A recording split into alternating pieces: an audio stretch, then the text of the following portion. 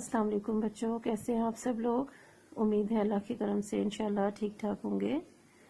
بچوں، جیسا کہ آپ جانتے ہیں ہم چیپٹر پڑھ رہے تھے دعا کی اہمیت اور فضیلت، اور پریویس لیسن میں ہم نے دعا کا مفہوم اور اس کی اہمیت اور فضیلت کے بارے میں پڑھا تھا۔ ہم نے پڑھا کہ اللہ تعالیٰ کو دعا بہت پسند ہے اور دعا مانگنے سے اللہ تعالیٰ خوش ہوتے ہیں، اور جو لوگ دعا نہیں مانگتے اللہ تعالیٰ ان سے ناراض ہوتے ہیں۔ اس کے ساتھ ساتھ اللہ تعالیٰ نے قرآن پاک میں فرمایا کہ جب لوگ مجھ سے دعا مانگتے ہیں تو انہیں بتا دیا جائے کہ میں ان کی دعا کو قبول کرتا ہوں، تو انہیں چاہیے کہ وہ میرا حکم مانے، مجھ پر ایمان لائیں تاکہ سیدھا راستہ حاصل ہو، سیدھے راستے کی ہدایت ملے۔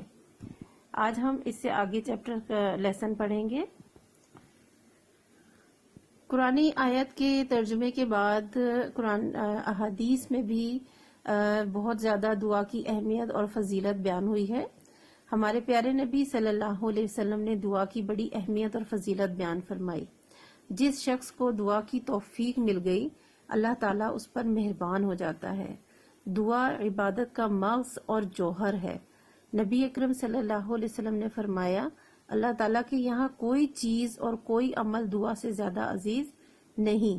ایک اور روایت میں ارشاد ہے، جو بندہ اللہ تعالیٰ سے دعا نہیں کرتا اللہ تعالیٰ اس سے ناراض ہو جاتا ہے۔ یہ احادیث میں بیان کیا گیا ہے خاص طور پر کہ جس شخص کو توفیق مل جاتی ہے اللہ سے مانگنے کی، اللہ سے درخواست کرنے کی، اللہ سے دعا کرنے کی، تو اللہ تعالیٰ ایسے شخص پر مہربان ہوتے ہیں، رحم فرماتے ہیں۔ اور یہ بھی کہ دعا عبادت کا مغز ہے اور جوہر ہے۔ مغز کہتے ہیں جیسے انسانی جسم میں جو برین ہے، دماغ ہے ہمارا، وہ سب سے مین فیکٹر ہے، ہمارا مین آرگن ہے جو تمام باڈی کے فنکشنز کو کنٹرول کرتا ہے۔ اور اسی طرح سے عبادت کا مغز جو ہے وہ دعا ہے۔ ہم جو بھی عبادت کرتے ہیں، نماز پڑھتے ہیں، روزہ رکھتے ہیں، یا اس کے علاوہ زکوٰۃ یا حج، ہر عبادت میں جو سب سے اہم چیز ہے، سب سے زیادہ پسندیدہ ہے، وہ ہے دعا۔ اللہ کے آگے ہاتھ پھیلانا، اس سے درخواست کرنا، اس سے التجا کرنا۔ تو نبی اکرم صلی اللہ علیہ وسلم نے فرمایا ہے کہ کوئی بھی عمل، کوئی بھی چیز اللہ تعالیٰ کو دعا سے زیادہ عزیز نہیں ہے، یعنی دعا سے زیادہ پسند نہیں ہے۔ ہم جو بھی کام کرتے ہیں، جو بھی عبادت کرتے ہیں، ان میں سب سے پسندیدہ چیز جو ہے وہ دعا ہے۔ اسی طرح ایک اور روایت بھی ہے کہ حضور صلی اللہ علیہ وسلم نے فرمایا، جو شخص اللہ تعالیٰ سے دعا نہیں کرتا اللہ تعالیٰ اس سے ناراض ہو جاتا ہے۔ اللہ تعالیٰ کی بارگاہ میں دعا کے لیے ہاتھ پھیلانے سے مقصد حاصل ہوتا ہے۔ حدیث میں آیا ہے کہ جس بندے نے اپنی زندگی میں بہت دعائیں کی ہوں اور بظاہر وہ قبول نہ ہوئی ہوں، تو اللہ تعالیٰ ان دعاؤں کے بدلے، ان دعاؤں کے عوض آخرت میں بھرپور ثواب عطا فرمائے گا۔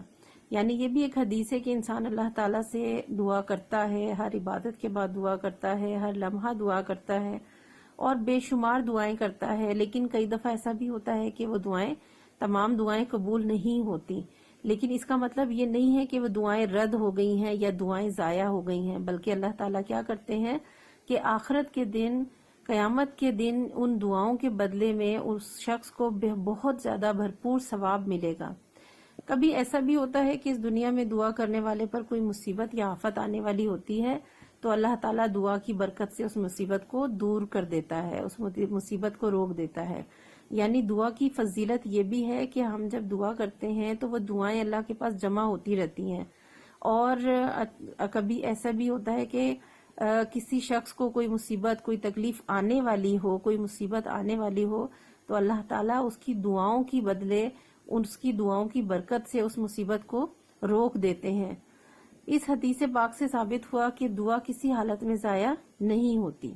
ظاہر ہے کہ اگر قبول ہو گئی تو اس سے زیادہ اور کیا فضیلت ہوگی، اور اگر قبول نہیں بھی ہوئی تو اللہ نے اس دعا کے بدلے کئی مصیبتوں کو دور کر دیا، کئی پریشانیوں کو روک دیا۔ تو دعا تو ضائع نہیں ہوئی، رد نہیں ہوئی۔ حدیث میں یہ بھی بیان کیا گیا ہے کہ مانگنے والے کو قطع رحمی کی دعا نہیں مانگنی چاہیے۔ قطع رحمی کیا ہوتا ہے؟ تعلقات توڑنا، رشتہ داروں سے تعلقات ختم کرنا، اسے قطع رحمی کہتے ہیں۔ اور حدیث میں یہ کہا گیا ہے کہ کبھی بھی ایسی دعا نہیں کرنی چاہیے جس میں آپ اپنے رشتہ داروں سے تعلقات ختم کرنے کی دعا کریں یا رشتہ داری کو ختم کرنے کی دعا کریں، کیونکہ اللہ تعالیٰ کو سخت ناپسند ہے جو قطع رحمی کرتے ہیں، یعنی جو رشتہ داروں سے تعلقات توڑتے ہیں وہ لوگ اللہ کو پسند نہیں ہیں۔ تو یقیناً جب ہم اللہ سے دعا کریں گے اپنے رشتہ داروں کو سے تعلقات ختم کرنے کی، تو ظاہر ہے وہ بات اللہ کو بالکل پسند نہیں آئے گی۔ اور دعا کی قبولیت کے لیے جلدی یا بے قراری کا اظہار نہیں کرنا چاہیے، ساتھ ساتھ ہمیں یہ بھی سوچنا چاہیے کہ ہم دعا کرتے ہیں تو ساتھ ہی یہ دعا نہیں کہ بس اللہ تعالیٰ ابھی ہمیں یہ مل جائے، اللہ تعالیٰ ابھی ہمیں یہ مل جائے۔ کسی بھی چیز کے لیے جلدی یا بے قراری کا اظہار نہیں کرنا چاہیے، بس اللہ سے دعا کرنی چاہیے۔ کب اور کیسے وہ دعا قبول ہوگی اور کیسے کوئی چیز ملے گی یہ اللہ بہتر جانتا ہے۔ اللہ تعالیٰ ہماری ہر دعا اس لیے فوراً قبول نہیں کرتا کیونکہ مستقبل کے متعلق ہمارا علم محدود ہے اور ہم نہیں جانتے کہ جو ہم مانگ رہے ہیں وہ ہمارے لیے مفید ہے یا نقصان دہ، لیکن وہ ذات باری علیم ہے اور اپنے علم و حکمت سے اپنے بندے کی بہتری کے حق میں دعا قبول کرتی ہے۔ یعنی کبھی کبھی ہم دعا کرتے ہیں اور اگر ہم جلد بازی کا مظاہرہ کریں اور بے قراری کا اظہار کریں تو یہ غلط ہے اور اللہ تعالیٰ کو ناپسند ہے۔ اور کبھی کبھی دعا قبول نہیں ہوتی تو اس کی وجہ یہ ہوتی ہے کہ ہم مستقبل کے بارے میں نہیں جانتے، آنے والے وقت کے بارے میں ہمیں نہیں معلوم، لیکن اللہ تعالیٰ تو ہر چیز سے باخبر ہے، ہر چیز کا علم رکھتا ہے۔ اللہ تعالیٰ علیم ہے، جاننے والا ہے، علم رکھتا ہے، اور ہم یہ بھی نہیں جانتے کہ ہم اللہ سے جو چیز مانگ رہے ہیں وہ ہمارے لیے فائدہ مند بھی ہے یا نہیں، ہمارے لیے نقصان دہ تو نہیں ہے کہیں۔ لہٰذا اللہ تعالیٰ کیونکہ ہر چیز سے واقف ہے تو اللہ تعالیٰ اپنے علم اور حکمت کی بنا پر بعض اوقات وہ دعا ہماری قبول نہیں کرتا جو در حقیقت ہمیں لگتا ہے وہ ہمارے فائدے میں ہے، لیکن ہو سکتا ہے کہ وہ ہمارے لیے نقصان دہ ہو۔ تو اللہ تعالیٰ بہتر جاننے والا ہے، زیادہ علم رکھنے والا ہے، لہٰذا وہ اپنے حکمت کے مطابق کون سی دعا قبول کرنی ہے اور کون سی دعا نہیں قبول کرنی ہے اور کب کوئی دعا قبول ہوگی یہ اللہ تعالیٰ ہی بہتر جانتا ہے۔ لیکن ہمارے لیے کیا ہے کہ ہم اللہ تعالیٰ سے مانگیں، جب اور جتنا چاہے مانگیں، بے تحاشا مانگیں، اللہ تعالیٰ کو پسند ہے یہ بات، اور ہماری دعا کبھی رد نہیں ہوتی، یہ بات ہمیشہ ہمیں یاد رکھنی چاہیے۔ اگر ہماری دعا قبول نہیں ہوئی تو کم از کم اس کے بدلے میں ہمارے لیے مصیبتیں دور ہو جائیں گی، پریشانیاں دور ہو جائیں گی، اور اللہ تعالیٰ ان کی برکت سے، ان دعاؤں کی فضیلت سے ہمیں آخرت میں بھی اجر و ثواب عطا کرے گا۔ تو بچوں یہ تھی دعا کی اہمیت اور فضیلت۔ اسی سے ریلیٹڈ کوشچن دیکھ لیتے ہیں، ریمیننگ پارٹ میں آپ کو نیکسٹ لیسن میں کرواؤں گی۔ کوشچن نمبر 1 آپ کو میں نے کروا دیا تھا۔ کوشچن نمبر 2 ہے دعا مانگنا کیوں ضروری ہے۔ جو ہیڈنگ ہم نے پڑھی دعا کی اہمیت اور فضیلت، اسی میں آپ کا آنسر آئے گا، لیکن آپ کو تھوڑا سا میں شارٹ کرواؤں گی۔ آپ یہاں پر لکھیں گے جو پیراگراف ہے دعا کی اہمیت اور فضیلت میں، اس کی سیکنڈ لائن سے آنسر لیں گے۔ دعا کا مطلب اللہ تعالیٰ کے دربار میں اپنی درخواست پیش کرنا ہے، اللہ تعالیٰ کی یہ صفت بھی ہے کہ اس سے جتنا مانگا جائے اور وہ اتنا ہی خوش ہوتا ہے۔